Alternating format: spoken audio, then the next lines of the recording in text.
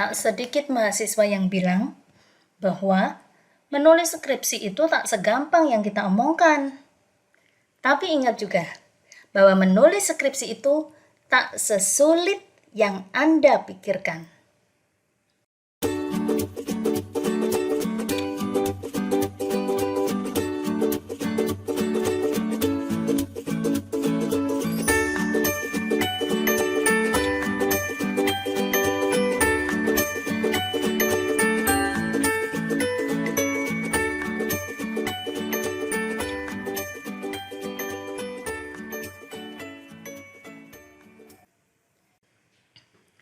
Assalamualaikum warahmatullahi wabarakatuh. Kembali di channel Tips Bu Dosen, menebar informasi, menabur solusi.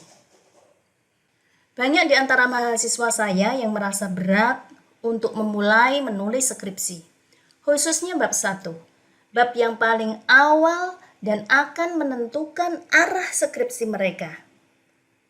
Ada saja reasoning mereka, mulai dari faktor eksternal hingga faktor internal. Hal-hal yang seringkali dirasakan sebagai tantangan, hambatan, kesulitan yang membuat mereka enggan untuk segera menulis dan menyelesaikan skripsi, antara lain sulit menghubungi kaprodi, sulit menghubungi sekprodi, sulit menghubungi dosen, belum siap ketemu dosen, atau mungkin belum punya judul, belum menemukan masalah penelitian, sudah menemukan tema, tapi nggak tahu apa yang harus ditulis, tidak tahu bagaimana cara menulisnya, atau segudang alasan yang lain. Tak sedikit mahasiswa yang bilang bahwa menulis skripsi itu tak segampang yang kita omongkan. Tapi ingat juga bahwa menulis skripsi itu tak sesulit yang Anda pikirkan. Tips Bu Dosen menghadirkan khusus untuk Anda bimbingan skripsi bab 1 pendahuluan. Dalam bab 1 skripsi, tesis, disertasi ataupun penelitian biasanya terdiri dari sub-bab berikut ini. A. Latar belakang masalah. B. Identifikasi dan batasan masalah. C. Rumusan masalah. D. Tujuan penelitian. Diteruskan dengan E. Manfaat penelitian.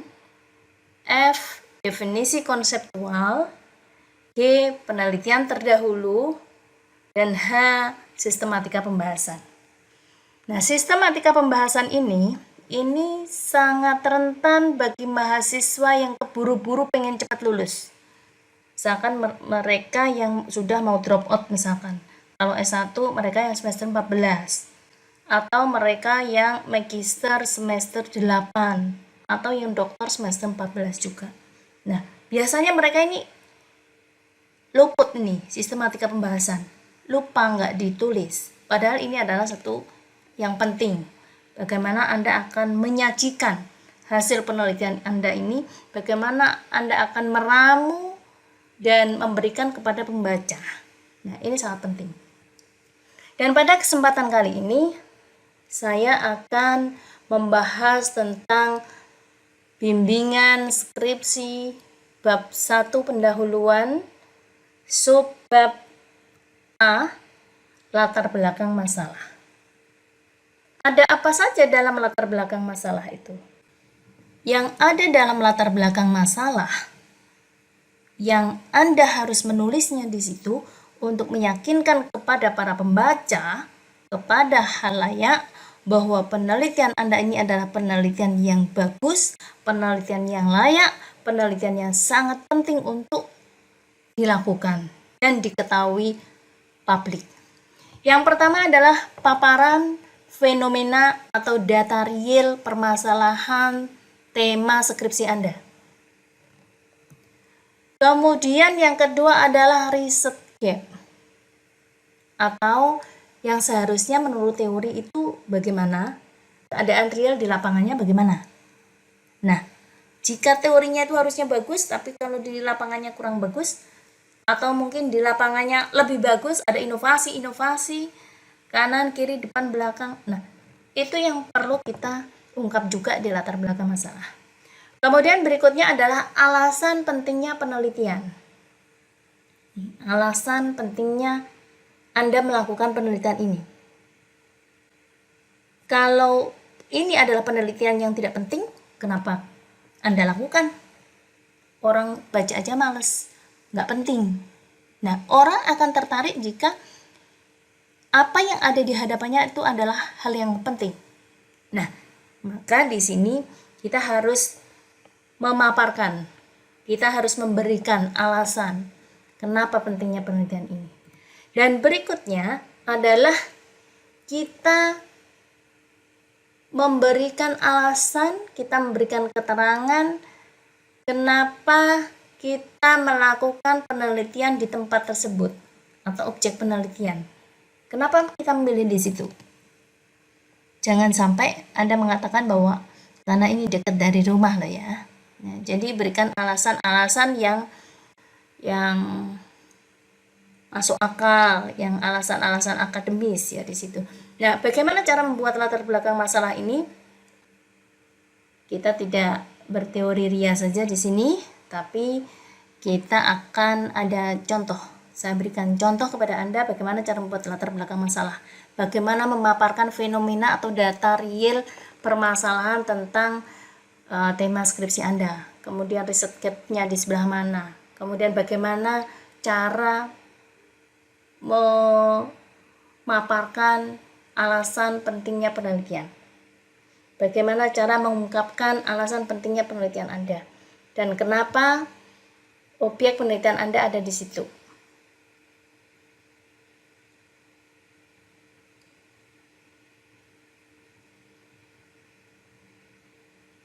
Nah, hal yang tak kalah pentingnya dalam latar belakang masalah, polanya adalah seperti ini. Ini apa ini gambar? Gambar piramid. Nah, piramid itu kayak segitiga, kaki lebarnya ada di bawah, kemudian kerucut runcingnya ini ada di atas. Nah, kalau di latar belakang masalah bagaimana? Apakah kayak piramid ini? Tidak, tapi kayak piramid terbalik. Bagaimana piramid terbalik itu? Nah, seperti ini. Jadi kaki lebarnya ada di atas, kemudian yang pucuk runcingnya ada di bawah. Jadi dia terbalik. Kalau yang ini pucuknya ada di atas, pucuk runcingnya, kalau ini pucuk runcingnya ada di bawah.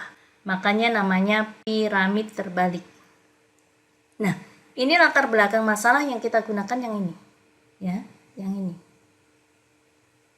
Bukan yang ini. Apa maksud dari piramid terbalik itu? Kita menyajikan yang umum dulu. Di paragraf pertama dalam bab 1 pendahuluan A latar belakang masalah, paragraf pertama adalah sesuatu yang umum, fenomena umum tentang tema penelitian Anda. Kemudian berikutnya baru Anda meneruskan ke agak khusus, dan selanjutnya adalah ke khusus yang Anda teliti. Khusus yang Anda teliti. Kemudian bagaimana contohnya? Nah, agar kita tidak berteori doang, berteori saja, maka akan lebih mudah mungkin ya bagi para mahasiswa, bagi para pembaca untuk langsung ke contohnya. Baik, berikut adalah salah satu contoh bagaimana cara kita membuat bab 1 pendahuluan A latar belakang masalah. Ini contoh judul penelitiannya adalah Implementasi Good University Governance atau GUG dalam meningkatkan kinerja perguruan tinggi keagamaan Islam. Dalam membuat judul, kita tidak boleh menyingkat. Atau kita nggak boleh membuat singkatan langsung, misalkan implementasi GUG dalam meningkatkan kinerja PTKI. Nah, orang akan bertanya-tanya, GUG itu apa? Dan bisa diinterpretasi banyak. Nah, makanya kita di judul itu harus benar-benar spesifiknya. Itu yang dimaksud. Kalau ada singkatannya apa? Kepanjangannya apa? Implementasi Good University Governance atau GUG dalam meningkatkan kinerja perguruan tinggi keagamaan Islam.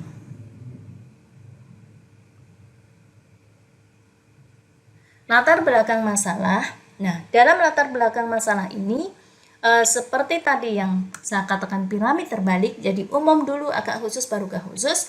Nah, ini yang umum di sini. Bagaimana implementasi GUG di tingkat nasional? Tidak harus dalam piramid terbalik itu, ya, yang sangat umum. Misalkan implementasi GUG di tingkat internasional bagaimana, kemudian nasional bagaimana, kemudian lokal bagaimana. Tidak harus, karena biasanya kita merasa malah lompatnya terlalu jauh atau terjun payung. Jadi dari internasional gitu ya, kemudian ke nasional, kemudian ke lokal, itu tidak selamanya seperti itu, ya, tidak selamanya. Tapi apakah boleh seperti itu? Boleh, tergantung dengan karakteristik tema penelitian yang kita teliti. Nah, kalau di contoh ini, yang umumnya adalah implementasi GUG, Good University Governance di tingkat nasional. Kemudian baru pentingnya implementasi GUG itu apa sih? Kok di nasional itu ada yang penerapannya jelek, penerapannya bagus. Nah, kemudian setelah pentingnya implementasi GUG, maka kita ngomongnya yang khusus di penelitian kita, ya, atau khusus di penelitian Anda. Pentingnya penelitian di lokasi tersebut. Kalau pada penelitian ini, lokasi penelitiannya ada 3, yaitu UIN Syarif Hidayatullah Jakarta, UIN Sunan Ampel Surabaya, dan UIN Mataram. Nah, berikutnya, yang pertama tadi apa? Yang pertama tadi adalah kita ngomong implementasi GUG di tingkat nasional. Nah, untuk meyakinkan pembaca, maka kita harus memaparkan data-data real yang ada terkait dengan implementasi GUG tingkat nasional. Jadi kita nggak boleh hanya beropini, tapi suguhkan pula data-data real yang ada di lapangan. Nah, misalkan ini, implementasi GUG itu, Good University Governance atau tata kelola yang baik, itu bisa dilihat dengan atau melalui predikat akreditasi di program studi di perguruan tinggi keagamaan Islam. Nah, maka kita akan memotret bagaimana status akreditasi PTKI baik negeri maupun swasta tahun 2019. Nah, ini data tahun 2019 ya. Sumbernya Direktorat PTKI 2019. Nah, ini ada lembaga, jumlah prodi terakreditasi ABC, jumlahnya berapa persen, kadaluarsa berapa persen, dan yang belum terakreditasi prodinya itu berapa persen. Nah, ini kita rigid ini data-datanya. Misalkan lembaga UIN, Universitas Islam Negeri, atau UIS gitu ya, Universitas Islam Swasta, jumlah prodinya ada 1061. Yang terakreditasi A ada 213, terakreditasi B ada 554 prodi, terakreditasi C ada 97 prodi, jumlah semuanya 864 prodi. Artinya 81,4% program studi yang ada di lembaga Universitas Islam baik negeri maupun swasta itu sudah terakreditasi. Itu ya. Yang A sekian, B sekian, C sekian. Nah, yang kadaluarsa berapa? Nah, yang kadaluarsa berapa? Ada 124 atau 11,6%. Dan yang belum terakreditasi ada 72% atau 6,79%. Nah, selanjutnya ada IAIN, STAIN atau STAIS, dan ini jumlahnya ya. Nih datanya ini. Nah, ini adalah, di sini kita tidak beropini, tapi kita menyuguhkan data-data real yang ada di lapangan dari sumber yang valid, dari sumber yang dapat dipercaya. Oke. Kemudian berikutnya, implementasi GUG tingkat nasional itu bisa dilihat dari apa lagi? Apa indikatornya? Nah, salah satunya adalah ini, dari jumlah publikasi ilmiah dosen. Nih, Publikasi ilmiah, jumlah artikel ilmiah dosen dipublikasi dalam jurnal tahun 2019 50.197. Jumlah jurnal ilmiah 1667, jumlah jurnal terindeks Scopus 5, jumlah jurnal terakreditasi nasional SINTA 768. Sumber Direktorat PTKI 2019. Nah, ketika Anda menyuguhkan data-data real, data-data angka seperti ini, maka harus dicantumkan nih sumbernya. Sumber titik 2 Direktorat PTKI, 2019. Kemudian daya serap lulusan PTKI di dunia kerja. Ini juga merupakan indikator bahwa tata kelola sebuah perguruan tinggi baik. Gitu. Nah, daya serap lulusan PTKI di dunia kerja, capaian nasionalnya berapa? 80,58%. Sebagai karyawan 67,56% dan sebagai wirausaha 10,44%. Berikutnya, riset gap-nya di mana? Riset gap-nya adalah tata kelola seharusnya kan bagus, ya kan? Akan tetapi ada beberapa lembaga pendidikan atau khususnya perguruan tinggi keagamaan Islam yang belum bagus. Nah, ini terlihat dari C ini 97, 241, 375 dan bahkan ada yang belum terakreditasi. Nah, ini kan satu hal yang seharusnya tidak terjadi. Gitu ya. Seharusnya tidak terjadi jika tata kelola kita bagus. Nah, kemudian selanjutnya adalah di latar belakang masalah kita memaparkan tentang pentingnya penelitian kita. Pentingnya penelitian Anda itu apa tuh? Pertama, PTKI perlu memiliki sistem tata kelola yang baik sehingga dapat beroperasi secara efektif dan efisien dalam mencapai visi misi perguruan tinggi. Kedua, implementasi GUG ini penting karena untuk mengakomodasi internasionalisasi perguruan tinggi, meningkatkan daya saing, kualitas proses pembelajaran, kualitas manajemen internal, kualitas layanan jasa, penentuan ukuran pencapaian kinerja yang diharapkan, daya serap lulusan, dan perbaikan keberlanjutan organisasi. Menurut ini, ya, Hennard and Mitter 2010.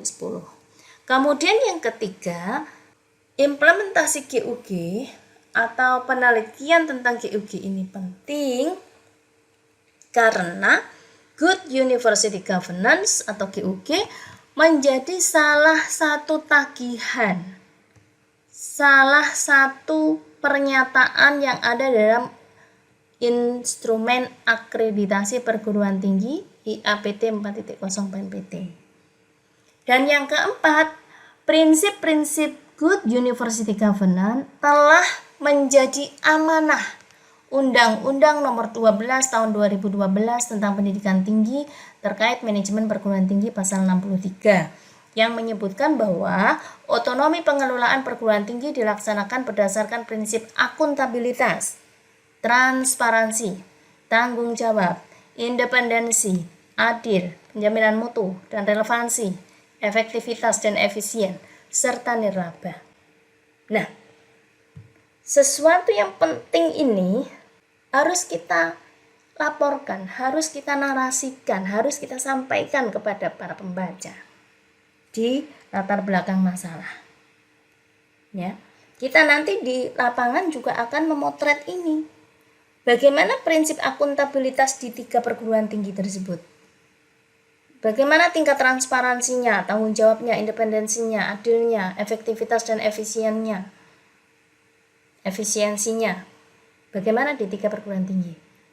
Nanti akan kita bahas di laporan penelitian di bab 4 ya. Paparan data dan pembahasan hasil penelitian. Oke, ini adalah pentingnya GUG, harus kita tuliskan dalam latar belakang masalah. Berikutnya, dalam latar belakang masalah itu apa yang harus kita tulis? Yang terakhir nih, kita harus punya alasan yang akademik, reasoning yang masuk akal, kenapa kita melakukan penelitian di tempat itu. Ini di 3 tempat ya. Pertama UIN Syarif Hidayatullah Jakarta, UIN Surabaya, dan UIN Mataram. Nah, dilihat dari segi geografi saja, UIN Syarif Hidayatullah dia di sini, UIN Jakarta di sini, dan UIN Mataram di NTB. Ini yang mewakili Indonesia bagian barat, perguruan tinggi Indonesia bagian barat. Ini yang bagian tengah, dan ini ada bagian timur, Indonesia Timur. Nah, dari segi areanya. Kemudian dari segi kualitasnya, UIN Syarif Hidayatullah Jakarta memiliki ranking Webometrik Indonesia tahun 2021 yang ke-51, ranking 51. Kemudian ranking for ICU atau Unirank yakni peringkat ke-28. Nih, 28. Berikutnya UIN Sunan Ampel Surabaya, dia termasuk perguruan tinggi yang besar dan bagus di Indonesia untuk ukuran PTKIN. Terlihat dari ranking Webometrik Indonesia 2021 yaitu ranking 80. Ya, masih masuk 100 besar. Kemudian ranking for ICU-nya atau Unirank-nya adalah ranking 24. Nah, ini dia kalau di PTKIN se-Indonesia, Unirank-nya tahun 2021 ini nomor 1. Ya, UIN Sunan Ampel Surabaya nomor 1 nih, PTKIN se-Indonesia. Unirank. Berikutnya ada UIN Mataram. Ini di Indonesia bagian timur. Ranking Webometrik Indonesia 2021 adalah 367. Jadi dia masih masuk di 500 besar. Kemudian ranking for ICU-nya atau Unirank-nya 250. Ya, lumayan ini ya. Nah, jadi inilah yang alasan-alasan mengapa kita melakukan penelitian di 3 tempat ini. Jadi tidak boleh misalkan saya, kenapa memilih penelitian di UIN Sunan Ampel Surabaya? Karena saya dosen di UIN Sunan Ampel Surabaya, nggak boleh begitu. Ya, jadi atau karena rumah saya dekat situ, karena rektornya Pak Lek saya, om saya, tante saya, nah nggak boleh. Jadi harus kita suguhkan reasoning, alasan-alasan yang akademik. Ya. Baik, itu untuk bimbingan bab 1 pendahuluan A latar belakang masalah.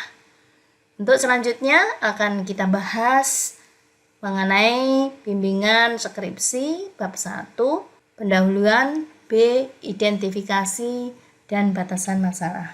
Yang penting sekarang Anda sudah paham bagaimana cara membuat latar belakang masalah, maka segera tulis apa yang bisa Anda tulis. Pelajari dulu, lihat dulu, pahami, kemudian segera lakukan. Action ini yang paling penting. Terima kasih. Demikian bimbingan skripsi bab 1 pendahuluan A latar belakang masalah. Menulis skripsi tak segampang yang kita omongkan. Tapi ingat, menulis skripsi juga tak sesulit yang Anda pikirkan. Jangan lupa like, share, and subscribe. Tips Bu Dosen menebar informasi, menabur solusi. Wassalamualaikum warahmatullahi wabarakatuh.